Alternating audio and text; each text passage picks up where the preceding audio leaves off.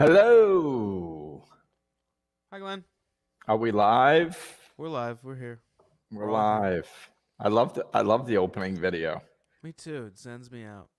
I have to tell the people in it that they're in it. Yeah, exactly. I'm gonna be like, hey guys, guess what? You made the cut. Congratulations.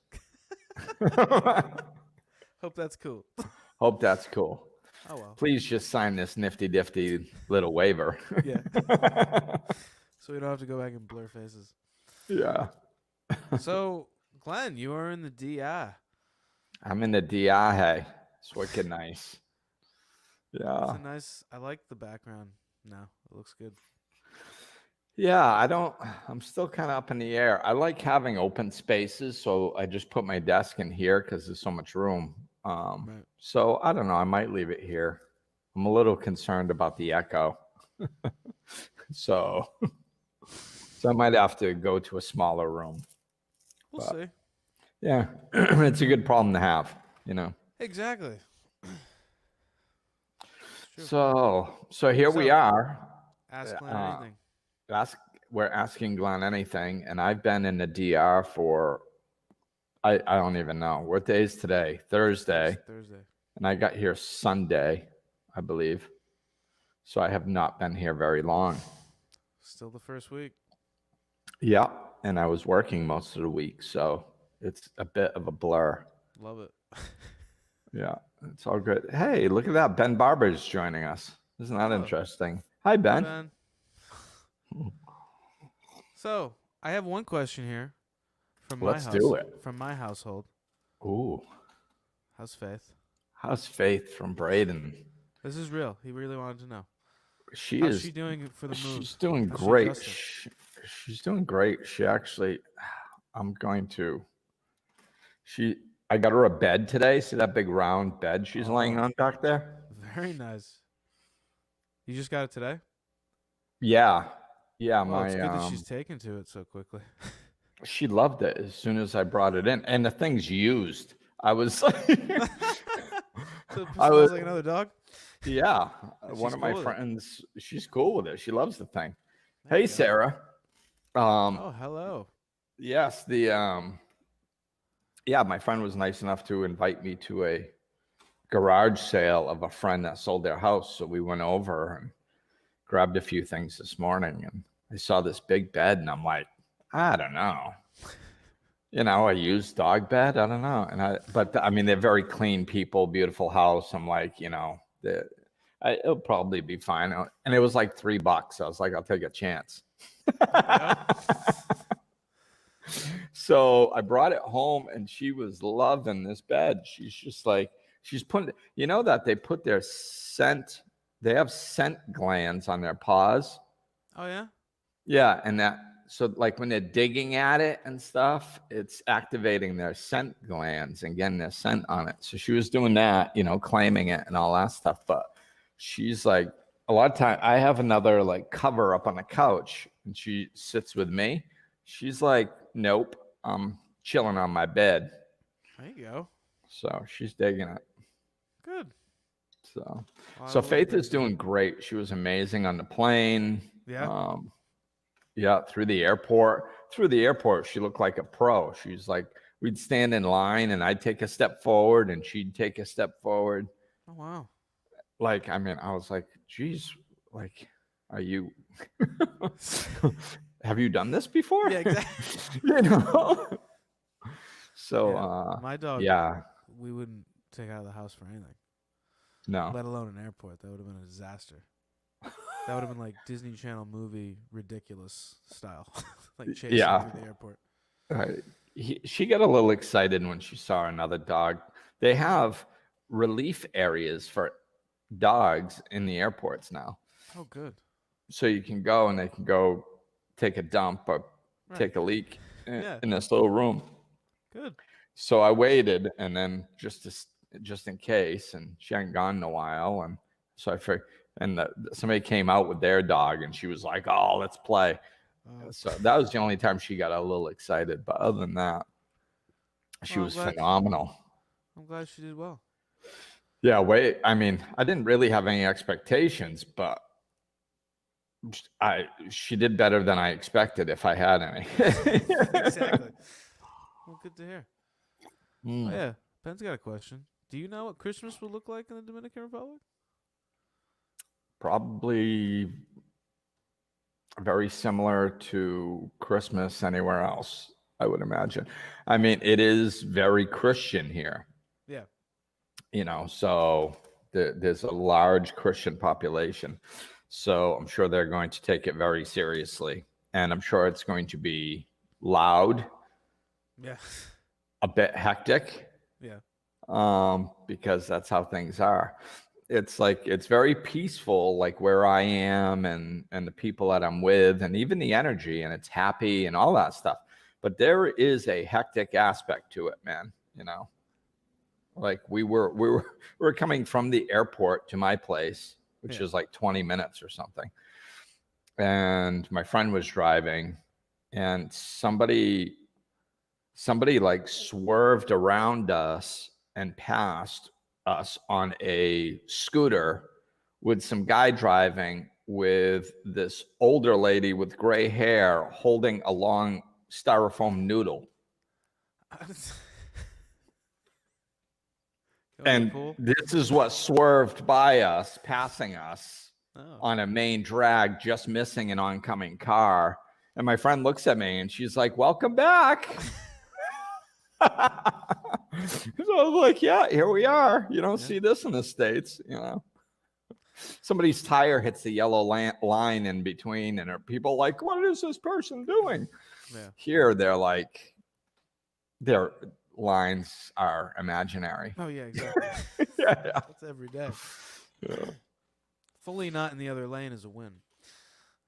Yeah. I mean, lanes are suggestions at best. Not even that, you know. Well, here's But yeah, I don't think I am interested to see what it is like, because I'm sure they're going to get into it in their style, which is very flamboyant. And, you know, man, when they party, they open up and party. It'll be a little different than the New England Christmas. Yeah, especially this year. Exactly. Yeah. Well, since we talked about Christmas, let's talk about the new year. Here's a good question that we got in. What things are you leaving behind in 2020? Wow, what am I leaving behind in 2020? Besides the United States. Yeah, that's kind of the big one. I mean, that's check. Yeah, I think it's just kind of, for me, it's symbolic. It's not, because I think that we are in control of our own reality. So, like, I feel much more peaceful here, but I don't think everybody needs to move somewhere to feel peaceful. So this is when you start getting into spirituality, because there's always a dichotomy in spirituality. So it's like, if you look at it this way, it's like this. If you look at it this way, then it's like that. And it's like, well, you know, peace comes from within. Happiness comes from within. So we can have it anywhere. Does that mean some places can't be more conducive? No. I mean, some places can be a little bit more helpful. But that's what it is. It's a little bit more helpful. And, you know, like, if we're so addicted to looking externally, that's what we should not be doing. Like, we do it way too much. We should do it like 1%, and we do it 100%. So there's enormous scaling back that we should be doing on that. It doesn't mean that it doesn't exist.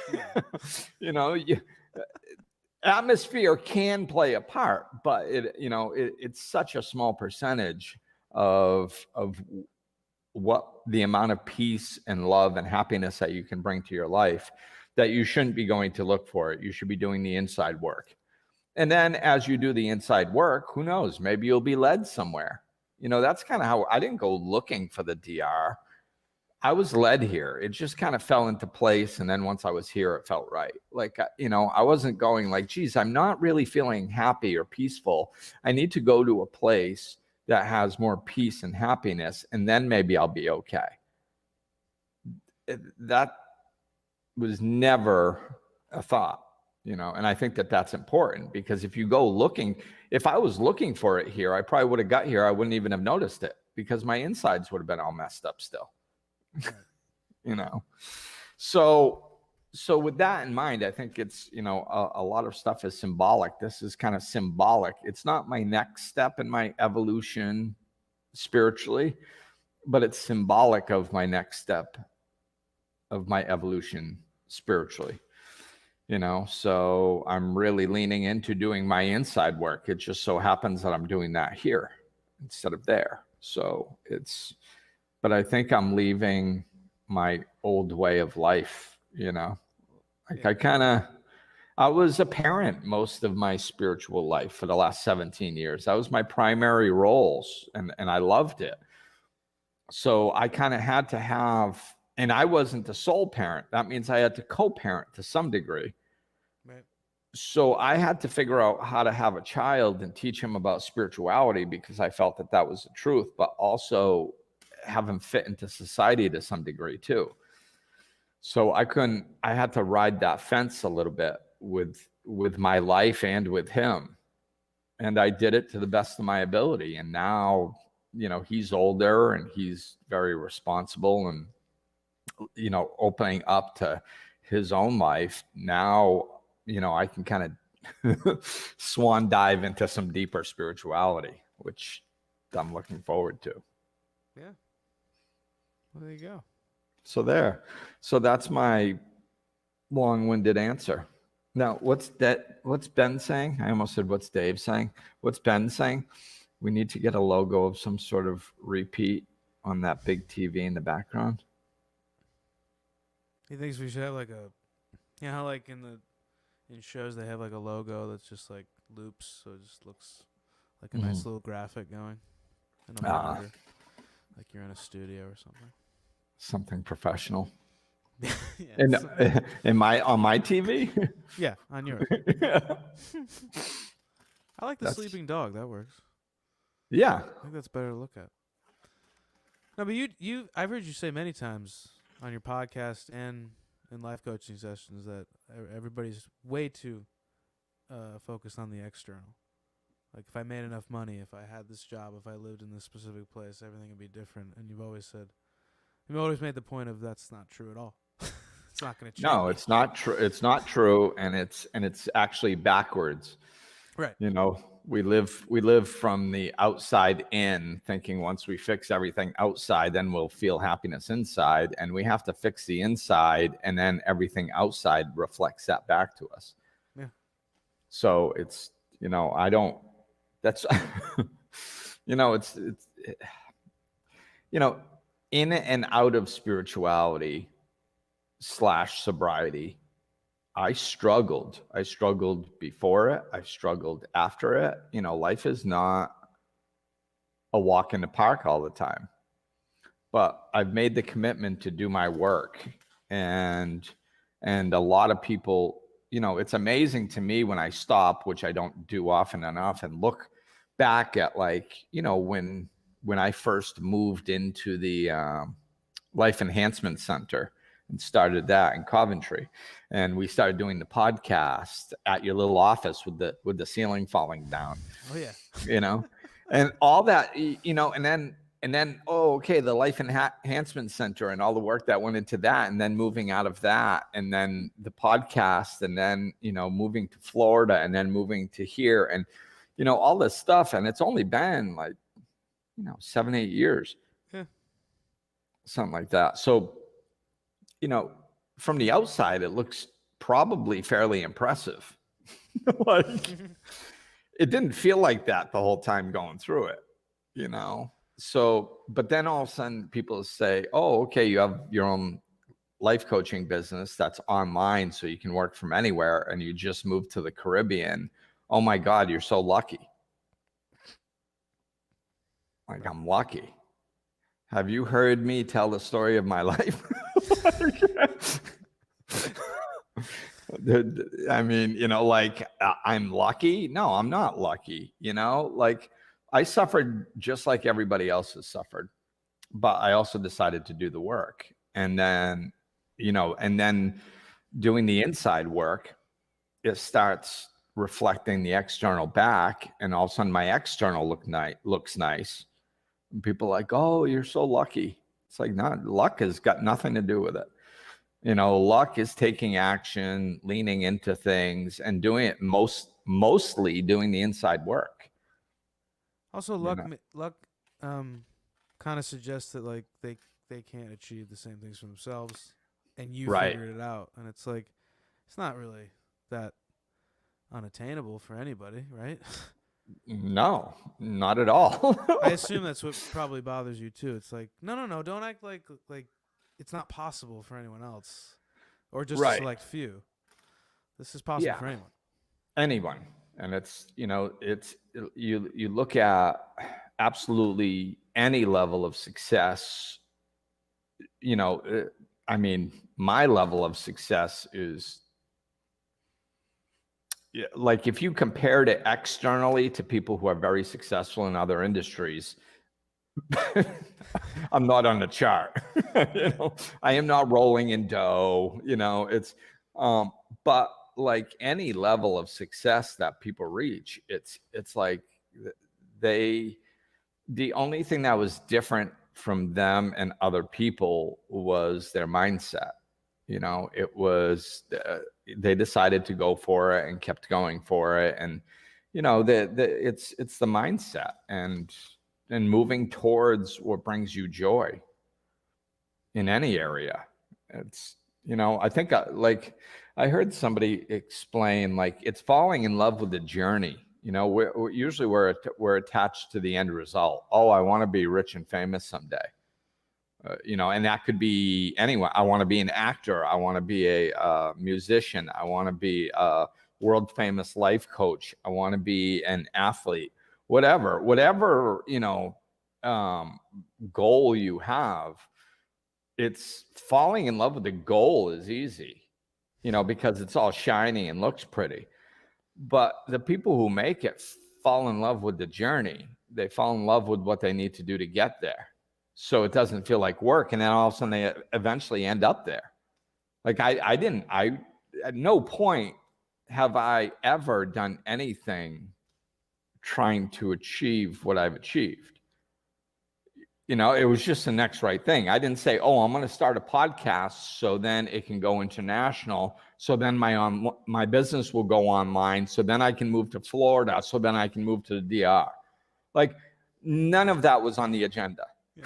Yeah. It wasn't like a big graph that you put out on your wall and you're like, this is all connected. No, yeah, I had no idea. One step at a time. Right. It's just, what can I do now?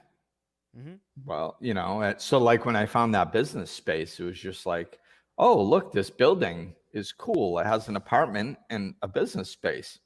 Now, how can I have enough streams of revenue to pay for it? Well, I could do personal training. I can do life coaching. I can do Reiki. I can have events. I can show movies. I can, so I just came up with as many streams of revenue that would pull a few bucks in each way. And after a while, I was like, oh, look, I think I might be able to, with a little luck, this could happen. And I was collecting food stamps at the time, and I just doubled my rent. So like it was, and the only thing that I was already doing that I had any idea about how much money I could make at it was the personal training. Right. All the other streams of revenue, I wasn't really doing yet. So I wasn't, so that was just, that was just a blind shot in the dark going, maybe this will work. But it seemed right. Well, And then that led to something else and led to something else. So yeah, I think it's the Follow Your Dream podcast. yeah. Or this isn't a podcast, but whatever the hell this is. Ask Glenn anything. Follow Your Dream session. Yeah. Here's one. This is a good one I liked that we got in. What are some ways you work on disconnecting from the ego?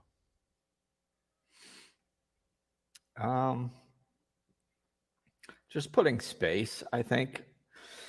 Awareness is the biggest thing. So it's, just being aware of it, which I think, that's a big thing, not taking things so seriously. Like just a little while ago, right before I moved, things were going very fast. And I was talking with a friend of mine down here, and she said it happens to her like this too. Like everything goes very smoothly with these life changes, and it feels right and it's cool. But then when the time comes to actually make the move, everything speeds up and gets very intense for a little bit. And that's how my last week was. And so I kind of had to put a little extra in, watching of my mind. Was Ben trying to pop on me? So like I'd be driving and I was experimenting with it. Thoughts would be going through my head. Sometimes there were judgmental thoughts about another person driving, or just random stuff just shooting through my brain. And I was just driving down the road and I was going, that's not my thought. Oh, that's not my thought either. I didn't think that. I didn't choose that. That's not my thought. That's just my brain. That's just my brain going.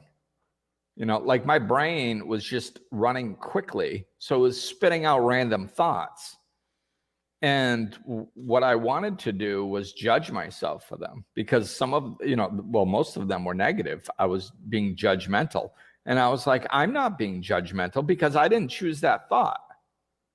That's just a leftover judgmental thought that's shooting through. Yeah. So it's like, these are random, I didn't say, hey, think of that person you saw last week at the store and then make a judgment on whether they're a good person or not. I didn't do that. It was just like, that person was a jerk. I was like, well, where'd that come from?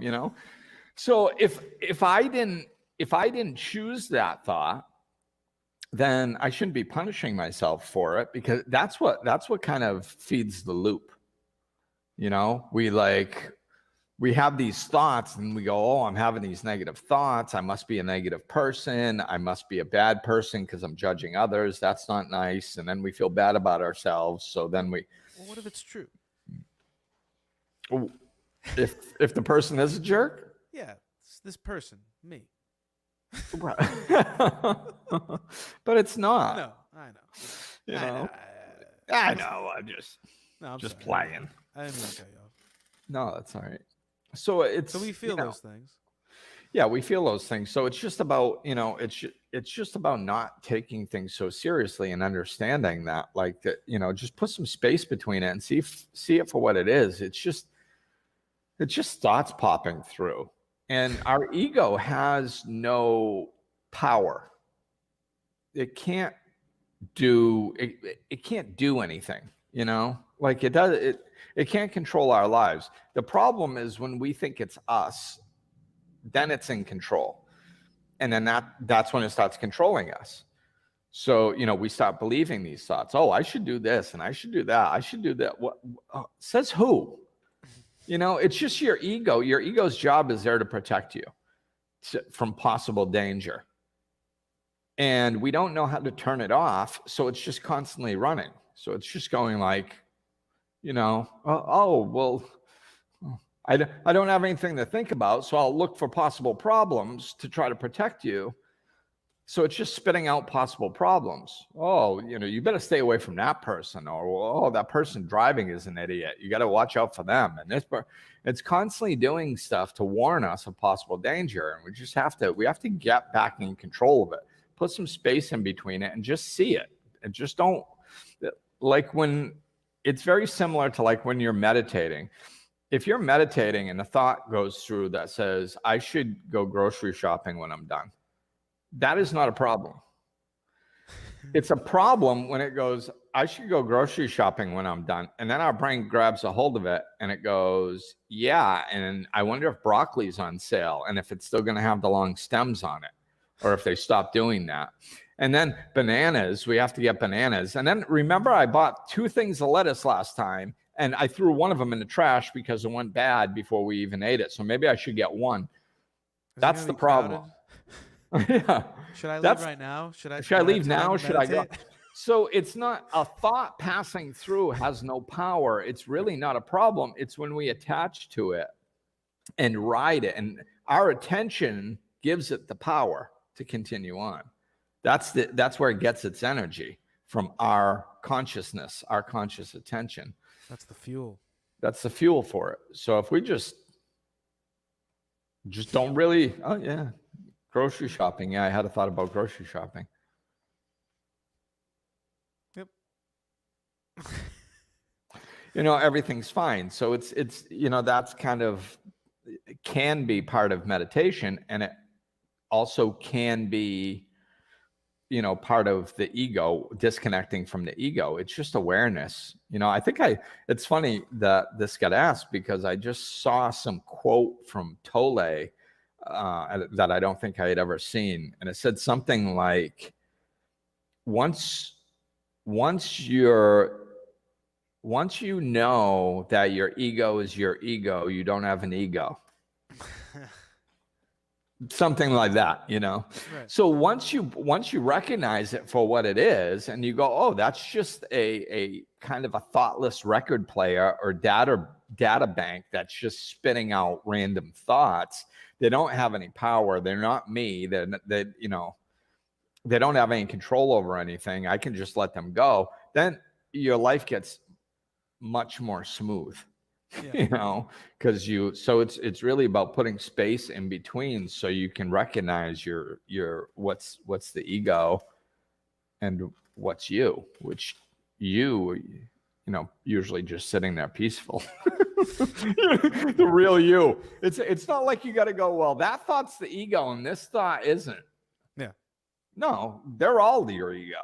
Like if you're just being present, there are no thoughts. And then you can turn on your brain and go, what's 2 + 2? And it goes, oh, thank you. Thank you for giving me a job. It's 4. You go, okay, cool. Shut up. And then you go back to your life. That's what it's there for, or to either, you can use your brain to think of things and to, as a tool, but then you can turn it off. Or when it says, hey, watch out for that person crossing over the lane, you can go, oh, thank God that thought popped up. Just helped me avoid an accident. Thank you. Then it goes, well, watch this guy 4 lanes over, 6 cars up, because he's driving like a little idiot and he might do something. And then you can go, no, that's a little much. I don't have to pay attention to that one. So we ultimately have the choice whether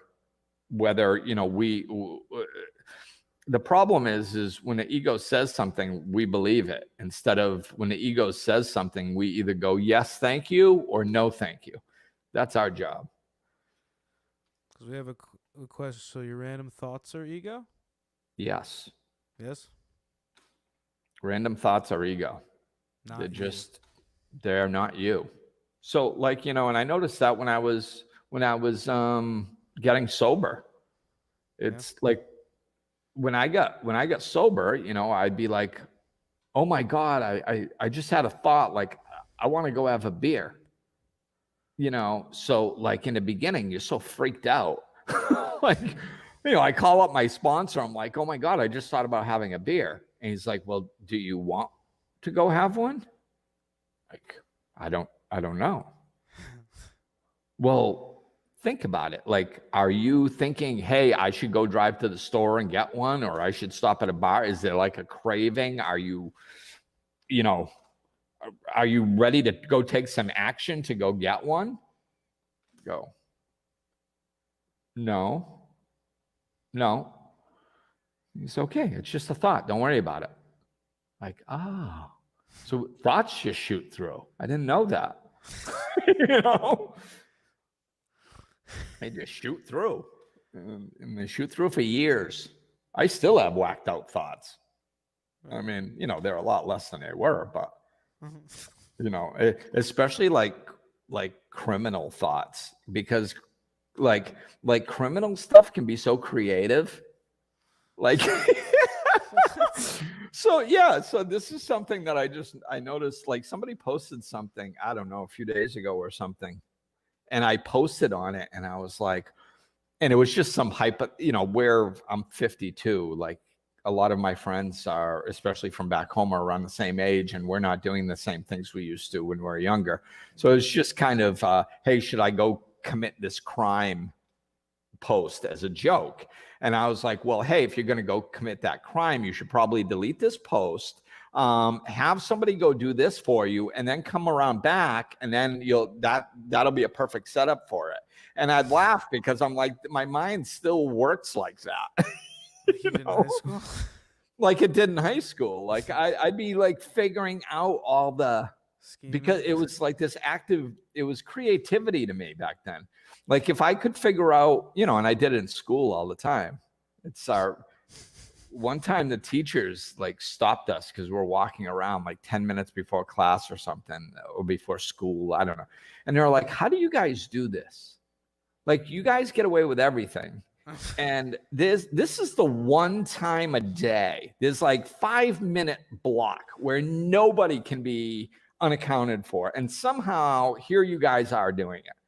Like how, you know, it was these two teachers that stopped us and asked us. It was funny because it's like, that's what we did. You know, I just used to like looking at systems and dismantling them, you know, just figuring out like, and then going to the principal and going like, hey, I'm going to leave for a couple days. And he'd be like, you can't do that. I'd be like, oh yeah, I can. Because you can either let me leave for a couple days, or I can go grab that fire extinguisher, spray it up and down the hallway, and then I can leave for a few days. Your call. Because I figured out the system, you know. And he was like, if I do something like that, I get a 3-day suspension. So I was like, you know, either give me a couple days, or I'm just going to walk outside your office and do something to get one. You know? So I would use the system against them once I had figured it out. So my mind still does stuff like that. It's just, it's like a creativity avenue for me. And, you know, I laugh at it. I don't do any of it, you know? Oh, yes, obviously. Yeah, not for now. the record, those thoughts just pass right through. They do. So Ben found the quote. Yeah. Ego is no longer ego when you know there is ego. See? That's great. I think I said it kind of close. Very close.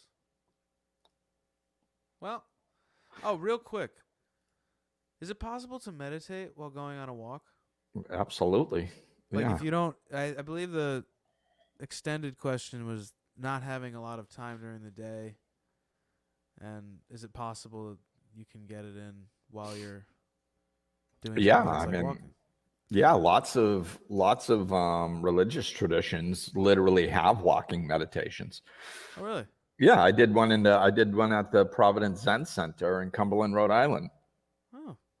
So the Buddhist monks there, we did first they give you a class on a little bit about Buddhism and then how the meditation's going to go.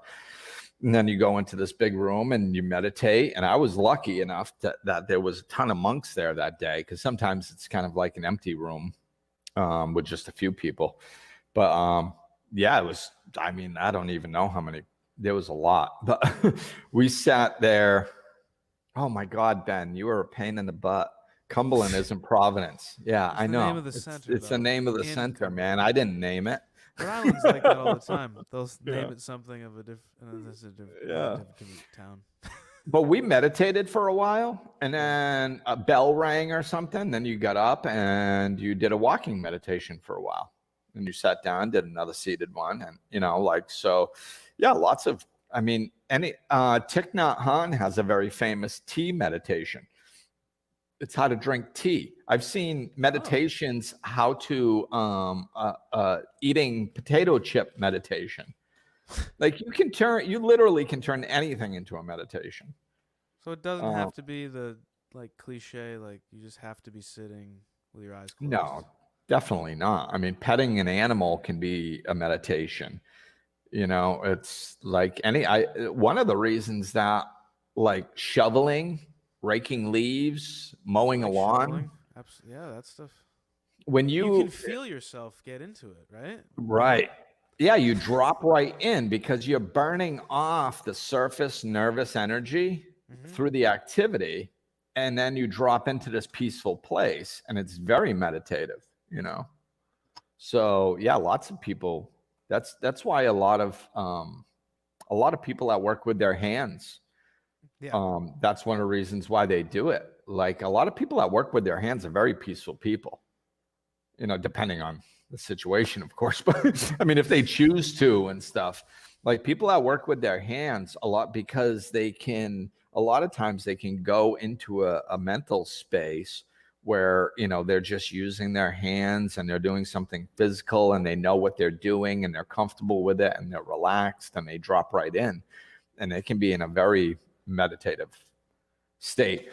Rock climbing, you know, so this is actually interesting. So it's like sometimes it can be kind of like a mindless meditation where you just float away, Yeah. and then sometimes it's a focus meditation. So like people who do rock climbing, especially without safety ropes, like though you got to be completely focused on what you're doing every single second, which quiets the mind. You can't have thoughts shooting through. This is why people get addicted to it. Right. Because that's when they get their peace. Remember when I told you I was like singing in the shower one day and I saw you and I was like, hey Dave, I realized that like you can't really think when you're singing. Right. And you were like, yeah. I was like, that's cool. No wonder why it's so enjoyable. Because if you're singing, you're not sitting there going, you know, geez, should I get the broccoli at the grocery store? You're like in the moment, you know. And when I do, it's when I'm finding myself coming out of it. Right. So I have to get back into it. But when in the moment, it's pretty much it's the music, and that is addicting in itself. Of that feeling. Oh, I can imagine. You know? Jesus, yeah. Like if I get into it, I'll take a much longer shower. Yeah. Oh. But yeah. Oh. Yeah, Lisa. Yeah, Lisa's been to the Providence Zen Center in Cumberland, Rhode Island. Yeah. Ben Barber, wise ass. And